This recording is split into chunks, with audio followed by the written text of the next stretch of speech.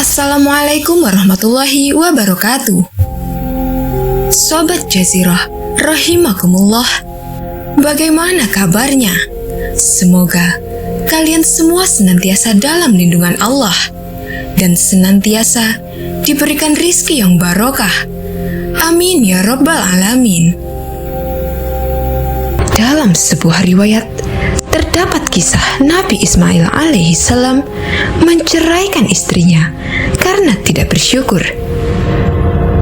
Nabi Ibrahim alaihissalam dikenal sebagai bapaknya para nabi karena keturunannya banyak yang diangkat menjadi nabi dan rasul. Al-Quran menyebut nama Nabi Ibrahim alaihissalam sebanyak 69 kali. Beliau termasuk Rasul Ulul Azmi bersama Nabi Nuh, Nabi Musa, Nabi Isa, dan Nabi Muhammad Sallallahu Alaihi Wasallam. Ketika Mekah belum dihuni manusia, wilayah itu tandus dan tak ada mata air. Nabi Ibrahim alaihissalam meninggalkan istrinya Sayyidati Hajar bersama putranya Ismail yang masih bayi. Sayyidah Hajar memilih tempat tinggalnya di dekat Baitullah. Di tengah gersangnya Mekah kala itu, Allah Subhanahu wa Ta'ala mengkaruniakan air suci yang keluar dari perut bumi, sehingga Ibunda Hajar bisa menyusui putranya dan menggunakan air itu sebagai penghidupan mereka. Inilah awal mula munculnya mata air Zam-Zam yang dibendung oleh Sayyidati Hajar dengan tangannya hingga terus mengalir sampai saat ini. Ketika Nabi Ismail alaihissalam tumbuh dewasa, ia pun menikah dengan seorang perempuan yang tinggal di sekitar sumber Zam-Zam. Tak lama kemudian, ibu Ismail, Siti Hajar, meninggal dunia. Pada suatu ketika, Nabi Ibrahim alaihissalam datang ke Mekah untuk mengunjungi anaknya, yaitu Nabi Ismail alaihissalam, untuk mengetahui kabarnya. Saat itu, Nabi Ismail alaihissalam sedang tidak berada di rumahnya. Ia sedang pergi berburu. Nabi Ibrahim alaihissalam pun menemui istri Nabi Ismail alaihissalam dan bertanya kemana suaminya dan apa pekerjaannya. Istrinya menjawab, dia sedang pergi mencari nafkah untuk kami. Lalu Nabi Ibrahim alaihissalam bertanya tentang kehidupan dan keadaan mereka. Istri Ismail menjawab, kami mengalami banyak keburukan. Hidup kami sempit dan penuh penderitaan yang begitu berat. Istri Ismail mengadukan kehidupan yang dijalaninya bersama suaminya kepada Nabi Ibrahim alaihissalam. Nabi Ibrahim alaihissalam pun berkata, nanti apabila suami kamu datang, sampaikan salam dariku dan katakan kepadanya agar mengubah palang pintu rumahnya. Ketika Nabi Ismail alaihissalam datang, dia merasakan sesuatu. Lalu dia bertanya kepada istrinya, apakah ada orang yang datang kepadamu? Istrinya menjawab, ya, tadi ada orang tua begini dan begitu. Keadaannya datang kepada kami. Dan dia menanyakan kamu, lalu aku terangkan. Dan dia bertanya kepadaku tentang keadaan kehidupan kita. Maka aku terangkan bahwa aku hidup dalam kepayahan dan penderitaan. Nabi Ismail alaihissalam pun bertanya, apakah orang itu memberi pesan kepadamu tentang sesuatu? Istrinya menjawab, ya, dia memintaku agar aku menyampaikan salam darinya kepadamu dan berpesan agar kamu mengubah palang pintu rumahmu. Nabi Ismail alaihissalam berkata, dialah ayahku dan sungguh dia telah memerintahkan aku untuk menceraikan kamu. Maka kembalilah kamu kepada keluargamu. Maka Nabi Ismail alaihissalam menceraikan istrinya. Kemudian Nabi Ismail alaihissalam menikah lagi dengan seorang perempuan lain dari kalangan penduduk yang tinggal di sekitar itu. Lalu Nabi Ibrahim alaihissalam pergi lagi meninggalkan mereka dalam kurun waktu yang dikehendaki Allah Subhanahu wa Ta'ala. Setelah itu, Nabi Ibrahim alaihissalam datang kembali untuk menemui mereka. Namun, dia tidak mendapatkan Nabi Ismail alaihissalam. Hingga akhirnya dia mendatangi istrinya, lalu bertanya kepadanya tentang Nabi Ismail alaihissalam. Istrinya menjawab, "Dia sedang pergi mencari nafkah untuk kami." Lalu Nabi Ibrahim alaihissalam bertanya lagi, "Bagaimana keadaan kalian?" Dia bertanya kepada istri Nabi Ismail alaihissalam tentang kehidupan dan keadaan hidup mereka. Istrinya menjawab, "Kami selalu dalam keadaan baik-baik saja dan cukup." Istri Nabi Ismail alaihissalam juga memuji Allah Subhanahu wa Ta'ala. Nabi Ibrahim alaihissalam bertanya, "Apa makanan kalian?" Istri Nabi Ismail alaihissalam menjawab, "Daging." Nabi Ibrahim alaihissalam bertanya lagi, "Apa minuman kalian?" Istri Nabi Ismail alaihissalam menjawab, "Air." Maka Nabi Ibrahim alaihissalam berdoa, "Ya Allah, berkahilah mereka dalam daging dan air mereka." Nabi Shallallahu Alaihi Wasallam bersabda, "Saat itu belum ada biji-bijian di Mekah, dan seandainya ada, tentu Ibrahim sudah mendoakannya." Sabda beliau lagi, "Dan dari doa Ibrahim tentang daging dan air itulah tidak ada seorang pun selain penduduk Mekah yang mengeluh bila yang mereka dapati hanya daging dan air." Nabi Ibrahim alaihissalam selanjutnya berkata, "Jika nanti suamimu datang, sampaikan salam dariku kepadanya dan perintahkanlah dia agar memperkokoh palang pintu rumahnya." Ketika Nabi Ismail alaihissalam datang, dia berkata, "Apakah ada orang yang datang kepadamu?" Istrinya menjawab, "Ya, tadi ada orang tua dengan penampilan sangat baik datang kepada kita." Dan istrinya, "Dia bertanya kepadaku tentang kamu." Maka aku terangkan. Lalu dia bertanya kepadaku tentang kehidupan kita. Maka aku jawab bahwa aku dalam keadaan baik. Nabi Ismail alaihissalam bertanya, "Apakah orang itu memberi pesan kepadamu tentang sesuatu?" Istrinya menjawab, "Ya, dia memerintahkan aku agar aku menyampaikan salam darinya kepadamu dan berpesan agar kamu mempertahankan palang pintu rumahmu." Nabi Ismail alaihissalam berkata, "Dialah ayahku, dan palang pintu yang dimaksud adalah kamu. Dia memerintahkanku untuk mempertahankan kamu." Kemudian Nabi Ibrahim alaihissalam meninggalkan mereka sampai waktu yang Allah kehendaki. Pelajaran penting dari kisah ini adalah, yang pertama, boleh menuruti keinginan orang tua untuk menceraikan istri jika memang ada sebab yang benar. Namun, menuruti semua keinginan orang tua dalam hal menceraikan tidaklah harus. Wallahu a'lam bishawab.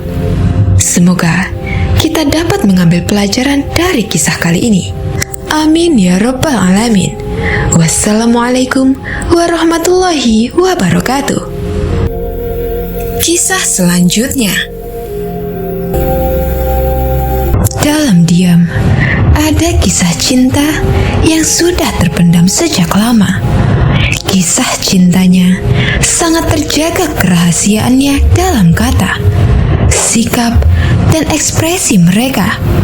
Bahkan, konon syaitan pun tak bisa mengendusnya. Mereka bisa menjaga izah mereka hingga Allah telah menghalalkannya. Ali bin Abi Thalib adalah keponakan dan salah satu sahabat yang istimewa di mata Rasulullah. Selain beliau tinggal langsung bersama Rasulullah, dia juga seorang pemberani yang pernah menggantikan posisi tidur Rasulullah di saat hijrah, dan juga seorang mujahid perang yang sangat gagah. Sementara Fatimah, putri Rasulullah Sallallahu Alaihi Wasallam yang taat, penyayang, dan sangat peduli pada Rasulullah Sallallahu Alaihi Wasallam, selalu ada di samping ayahnya dalam setiap kisah perjuangan sang ayah membumikan nilai-nilai Islam di tengah kafir Quraisy. Ali sudah menyukai Fatimah sejak lama. Kecantikan putri Rasulullah ini tak hanya jasmaninya saja. Kecantikan rohaninya melintasi batas hingga langit ketujuh. Kendalanya adalah perasaan rendah dirinya. Apakah mampu ia membahagiakan putri Rasulullah dengan keadaan yang serba terbatas? Demikian kira-kira perasaan yang ada pada Ali saat itu. Pada suatu ketika, Fatimah dilamar oleh seorang lelaki yang selalu dekat dengan Nabi, yang telah mempertaruhkan kehidupannya, harta, dan jiwanya untuk Islam, menemani perjuangan Rasulullah Sallallahu Alaihi Wasallam sejak awal-awal risalah ini. Dialah Abu Bakar As-Siddiq. Entah kenapa mendengar berita ini, Ali terkejut dan tersentak jiwanya.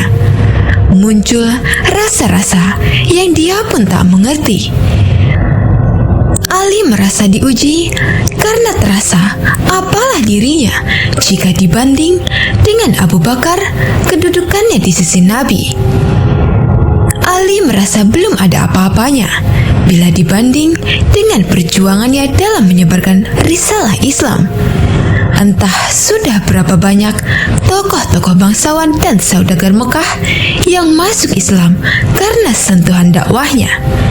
Sebutlah Utsman, Abdurrahman bin Auf, Thalhah, Zubair, Sa'ad bin Abi Waqqas, dan Mus'ab. Ini yang tak mungkin dilakukan oleh anak-anak seperti Ali. Tak sedikit juga para budak yang dibebaskan oleh Abu Bakar. Sebutlah Bilal bin Rabah, Khabbab, keluarga Yasir, dan Abdullah ibn Mas'ud. Dari sisi finansial, Abu Bakar seorang saudagar tentu akan lebih bisa membahagiakan Fatimah.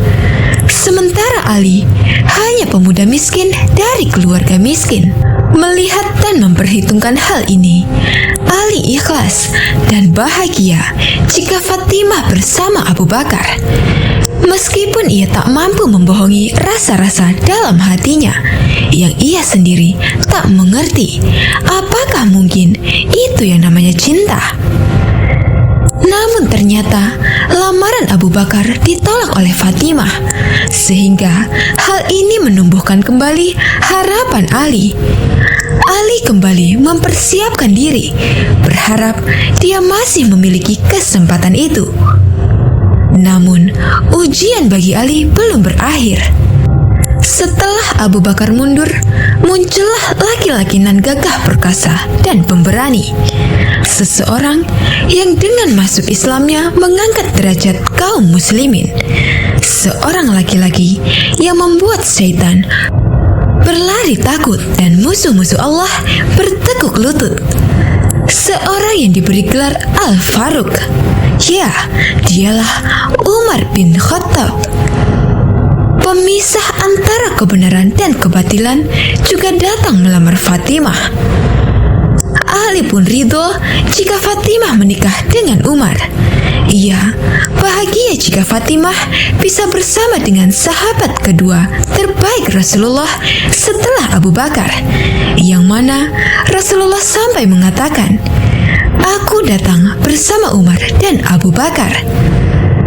Namun kemudian Ali pun semakin bingung karena ternyata lamaran Umar pun ditolak. Setelah itu, menyusullah Abdurrahman bin Auf melamar sang putri dengan membawa 100 unta permata biru dari Mesir dan 10.000 dinar. Kalau diuangkan dalam rupiah, kira-kira 55 miliar. Dan lamaran bermiliar-miliaran itu pun ditolak oleh Rasulullah. Akan tetapi, kekhawatiran Ali bin Abi Thalib belum berakhir sampai di sini. Karena ternyata sahabat yang lain pun melamar sang Az-Zahra. Utsman bin Affan pun memberanikan dirinya melamar sang putri dengan mahar seperti yang dibawa oleh Abdurrahman bin Auf. Hanya ia menegaskan kembali bahwa kedudukannya lebih mulia dibanding Abdurrahman bin Auf karena ia telah lebih dahulu masuk Islam. Tidak disangka dan tidak diduga, ternyata Rasulullah pun menolak lamaran Utsman bin Affan. 4 sahabat sudah memberanikan diri dan mereka semua telah ditolak oleh Rasulullah Sallallahu Alaihi Wasallam. "Mengapa bukan engkau saja yang mencobanya, kawan?" seru sahabat Ali. "Mengapa engkau tak mencoba melamar Fatimah?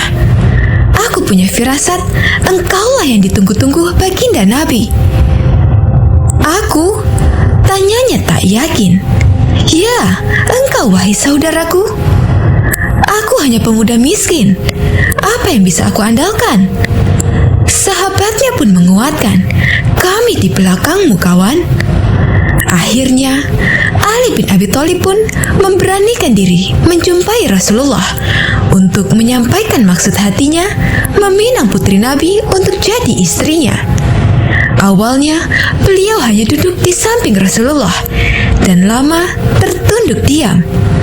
Hingga Rasulullah pun bertanya, "Wahai putra Abu Thalib, apa yang engkau inginkan?"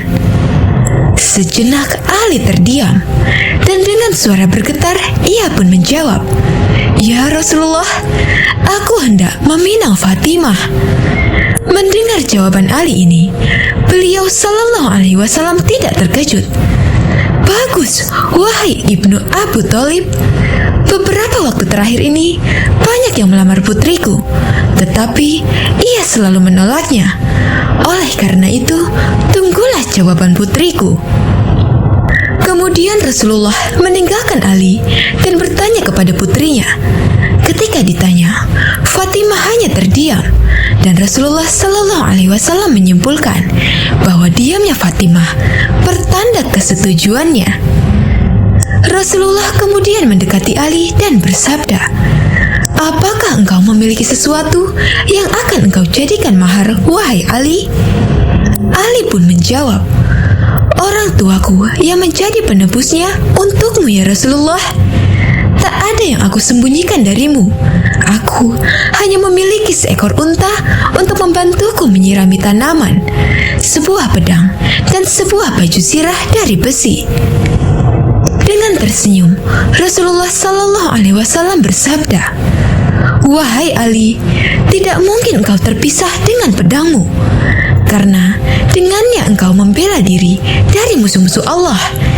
Dan tidak mungkin juga engkau berpisah dengan untamu, karena ia engkau butuhkan untuk membantumu mengairi tanamanmu.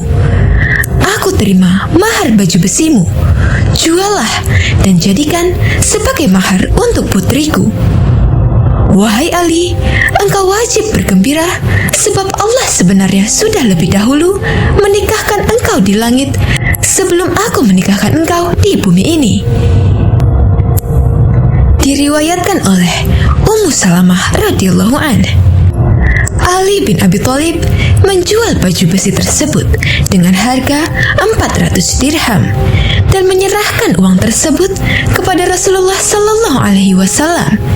Dan Nabi pun membagi uang tersebut ke dalam 3 bagian.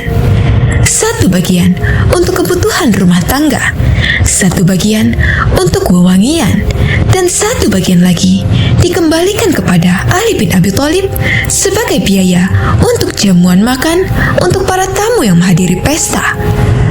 Setelah segala-galanya siap, dengan perasaan puas dan hati gembira, dan disaksikan oleh para sahabat, Rasulullah Sallallahu Alaihi Wasallam mengucapkan kata ijab kabul pernikahan putrinya. Kemudian Nabi Sallallahu Alaihi Wasallam bersabda, "Sesungguhnya Allah Azza wa Jalla memerintahkan aku untuk menikahkan Fatimah putri Khadijah dengan Ali bin Abi Thalib. Maka saksikanlah sesungguhnya aku telah menikahkannya dengan mas kawin 400 dirham. Dan Ali ridho mahar tersebut.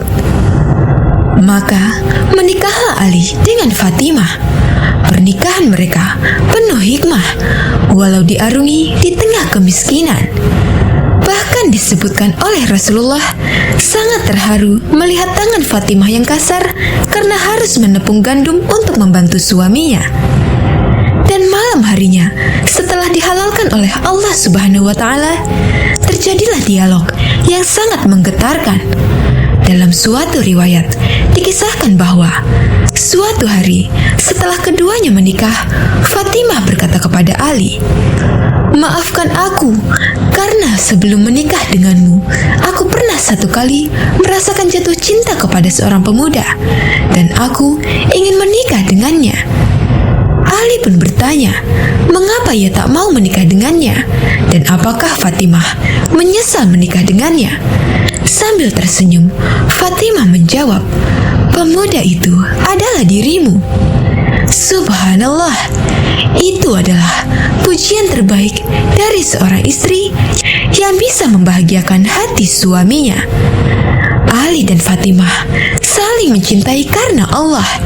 Mereka mencintai dalam diam, menjaga cintanya, dan Allah satukan dalam ikatan suci pernikahan. Masya Allah. Semoga Allah Subhanahu wa Ta'ala mempertemukan kita semua dengan orang yang sungguh-sungguh mencintai kita, seperti Fatimah dan Ali. Amin ya Rabbal Alamin.